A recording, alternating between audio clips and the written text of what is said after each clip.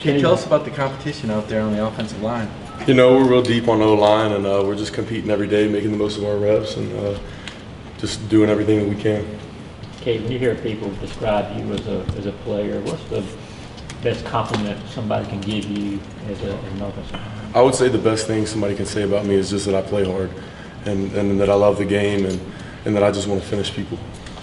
What's your, how are you doing? I understand you're working at guard and center and tackle. That's Yes, sir. a lot to take on. Has that slowed you down in any way, makes it more complicated, or do you just like being that useful? I like being that useful, you know. I like if anything happens, I'm the guy that can be plugged in. I'm the guy that, you know, anything that happens, I'm the guy.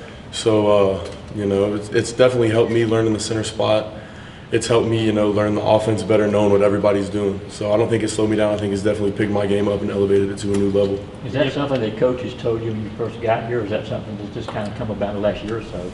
It just came about, you know. He just did something like he just moved me there one day and saw that I could play, and that's kind of been the deal. Anything he needs, I just go over there and play it, and it's just been what it is. Did you ever move around in high school?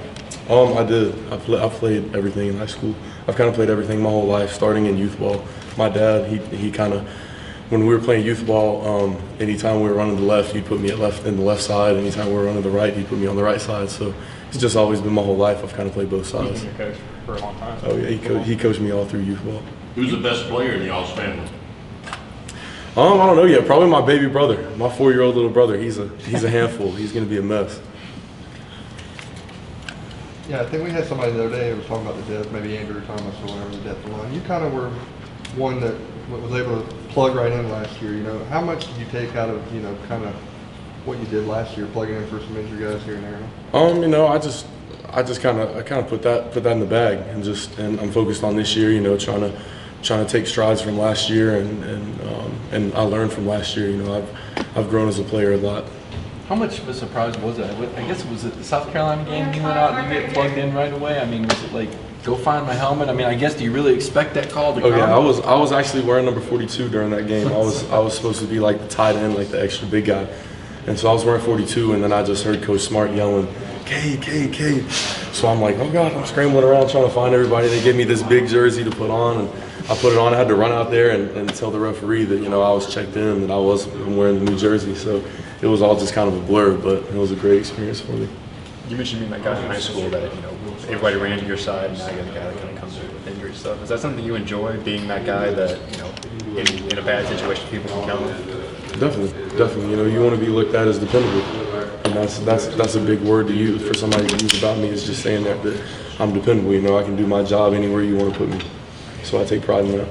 This is now year 2 that you're in the college program, strength and conditioning, everything. How are you feeling different as a person this year as opposed to this time? I definitely feel stronger. You know, Coach Sinclair's got a great program for all of us.